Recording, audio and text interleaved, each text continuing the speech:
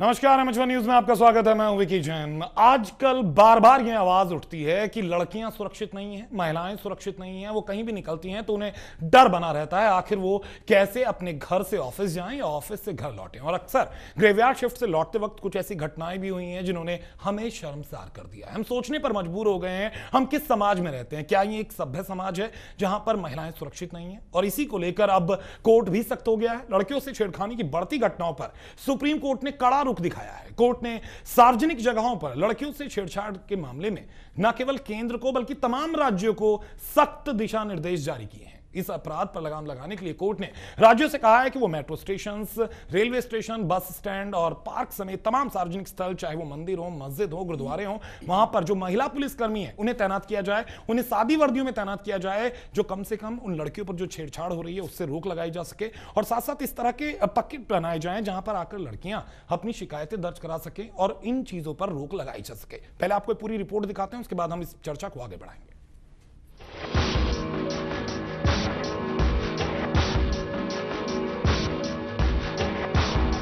लड़कियों से छेड़खानी मामला, मंचलों की अब खैर नहीं, सुप्रीम कोर्ट हुआ सख्त, सभी राज्यों को निर्देश,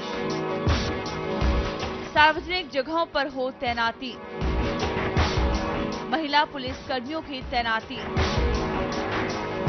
मेट्रो स्टेशन, रेलवे स्टेशनों, bus stand, shopping mall, park और धार्मिक स्थलों पर हो तैनाती।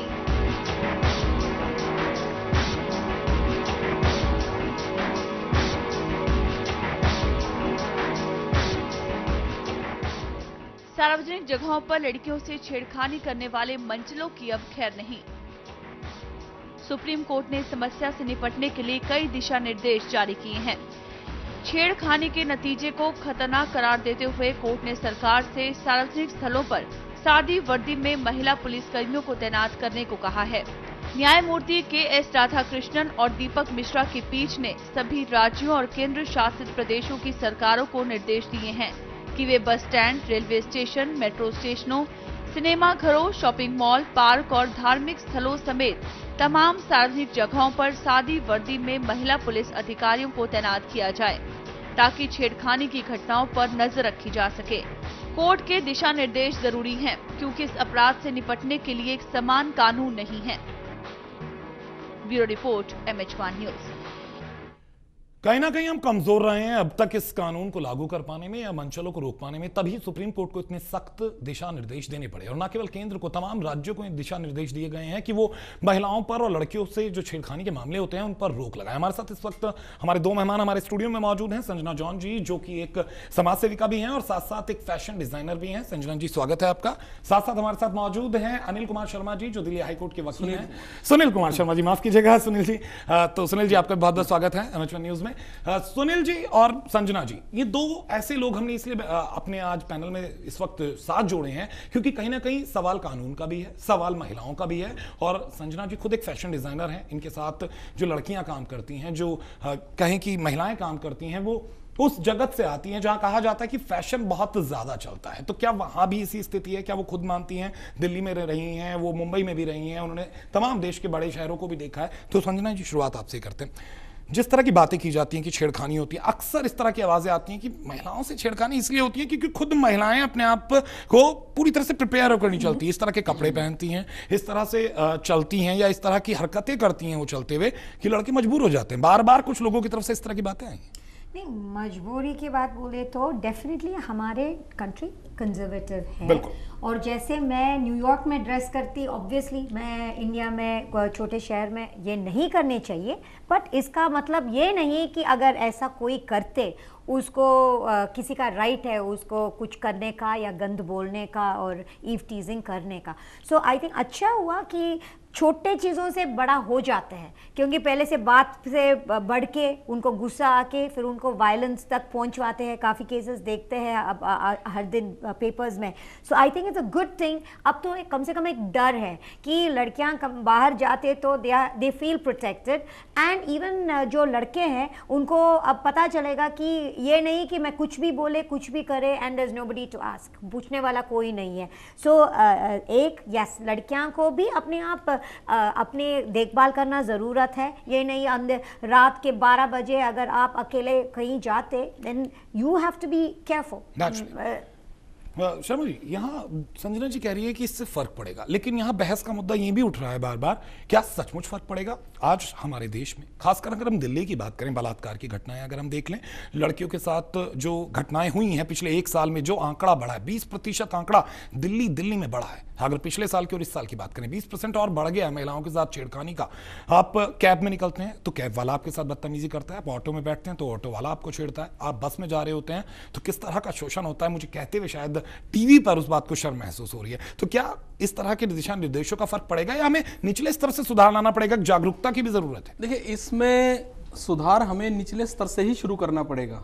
दिशा जो हमारे सुप्रीम कोर्ट ने दिशा निर्देश के लिए केंद्र सरकार को जो डायरेक्शंस दिए हैं, इसमें दिशा निर्देश दिए हैं, ये अकेले सिर्फ दिशा निर्देशों से बात नहीं बनती। एक आम आदमी को भी अपने मन में हम एक बदलाव की तरफ चल रहे हैं, जो एक्सेप्टेंस की तरफ बढ़ना पड़ेगा। थोड़ा सा जो खुलापन आता है उसको थोड़ा सा एक्सेप्ट करना चाहिए। हमारी अभी मेंटलिटी थोड़ी सी अभी कंजर्वेटिव है। हमारे साथ ममता शर्मा जी भी फोन लाइन पर मौजूद हैं, राष्ट्रीय महिला आयोग की अध्यक्ष हैं। ममता जी, स्वागत है आपका एमएच1 न्यूज में। हेलो जी ममता जी, स्वागत है आपका एमएच1 न्यूज में। बहुत बहुत धन्यवाद, बहुत बहुत धन्यवाद। ममता जी, सुप्रीम कोर्ट ने जो दिशा निर्देश आज दिए हैं उससे आप भी वाकिफ हैं, और एक महिला होने के नाते और एक राष्ट्रीय महिला आयोग की अध्यक्ष होने के नाते मैं आपसे सिर्फ एक सवाल करना चाहूंगा, क्या इन दिशा निर्देशों का फर्क पड़ता है? क्या जो छेड़खानी होती है उस पर रोक लगती है? क्योंकि कई बार इस तरह कहा गया कि छेड़खानी को रोक लगाई जाए, और जबकि 20% आंकड़ा बढ़ जाता है 1 साल के अंदर। ऐसी स्थिति में आपको लगता है कदम है या सिर्फ ये कहने के लिए कह दिया गया है, कोर्ट की तरफ से एक दिशा निर्देश हो गए, राज्यों ने सुन लिए, पुलिस वैसी की वैसी है, लोग वैसे के वैसे? देखिए, मेरा मानना ये है कि इन दिशा निर्देशों का फायदा जब है कि जब इनका इम्प्लीमेंटेशन हो। और बिल्कुल मैं मानती हूँ कि लड़कियों की बसों में चलते हुए, मॉर्निंग वॉक पे, ऑटो में लड़कियां सेफ नहीं होती हैं, लड़कियों की छेड़ होती है, छेड़खानी लड़के करते हैं। तो ऐसे में पुलिस का बहुत बड़ा रोल होता है कि वो उन लड़कों को सजा दे। और मैं सुप्रीम कोर्ट के इस फैसले की स्वागत भी करती हूँ कि उन्होंने बहुत अच्छी बात कही है, लेकिन दिशा निर्देश देना, कानून का इम्प्लीमेंट होना, ये दोनों में बहुत फर्क है। तो जैसे भी हो, सबसे बड़ी बात कि छेड़खानी करने वालों को सजा मिले। जब तक सजा नहीं मिलेगी तब तक ये अपराध बढ़ते जा रहे हैं, और न आयोग के पास न किसी के पास कोई ऐसी जादू की छड़ी नहीं है। तो इसमें एक तो सोसाइटी को माइंडसेट चेंज करने पड़ते हैं और करने चाहिए।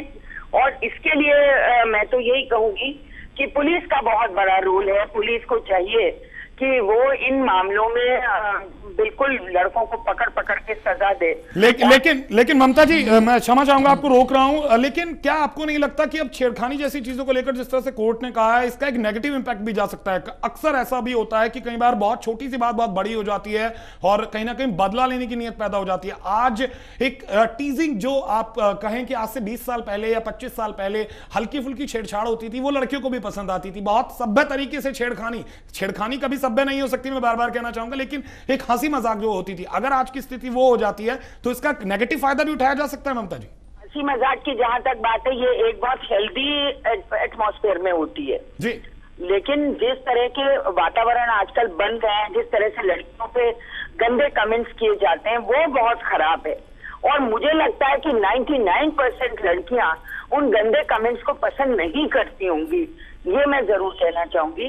लेकिन सबसे बड़ी बात यह है कि इस तरह से इतना खुलापन और इतनी बदतमीजियां जो आजकल लड़के करते हैं, उन पे कहीं ना कहीं रोक लगना बहुत ज्यादा जरूरी है। बिल्कुल। तो क्या महिला की आयोग की तरफ से, राष्ट्रीय महिला आयोग की तरफ से क्या किसी तरह से जागरूक करने के लिए कुछ कोशिशें की गई ममता जी? हम तो जागरूकता के बहुत ज्यादा हमने इस तरह से अभियान चलाया हुआ है, लेकिन उस अभियान का ममता जी अभी तक कुछ फायदा नहीं हुआ। अब हम लोग यही कर सकते हैं, इसमें सोसाइटी को अपना दिमाग बदलना पड़ेगा, मेंटल एटीट्यूड चेंज करना पड़ेगा।